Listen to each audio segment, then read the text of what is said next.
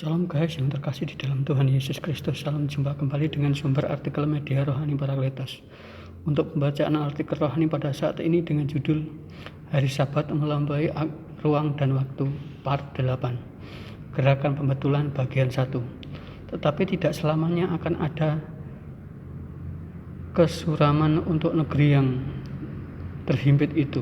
Kalau dahulu Tuhan merendahkan tanah Sibulan dan tanah Naptali, maka kelak kemudian hari Ia akan memuliakan jalan ke laut, daerah seberang sungai Yordan, wilayah bangsa-bangsa lain. Bangsa yang berjalan di dalam kegelapan telah melihat terang yang besar. Mereka yang berdiam di negeri kekelaman, di atasnya terang telah bersinar.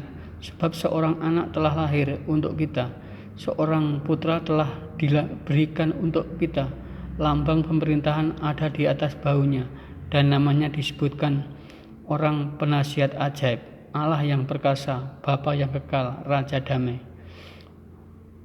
Besar kuasanya dan damai sejahtera tidak akan berkesudahan di atas tahta Daud dan di dalam kerajaannya, karena Dia mendasarkan dan mengokohkannya dengan keadilan dan kebenaran, dan sekarang sampai selama-lamanya.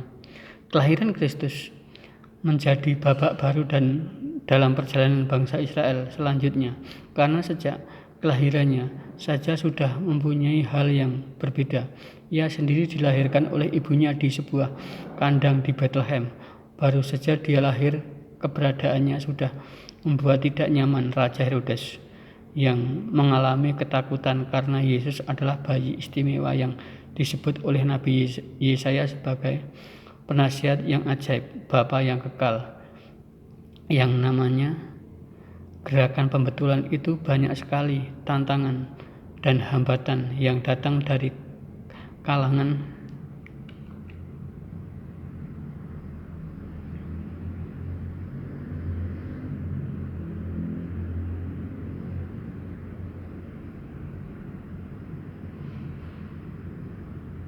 pemimpin agama Yahudi. Penolakan itu salah satunya dengan tuduhan bahwa kedatangan Kristus itu untuk meniadakan hukum Taurat, karena memang seringkali aktivitas yang dilakukan bertepatan dengan hari Sabat dan bersamaan dengan peribadatan orang Yahudi. Tuhan Yesus tidak diam manakala ada tuduhan bahwa kedatangannya ingin meniadakan hukum Taurat. Dia juga melakukan klarifikasi kepada mereka yang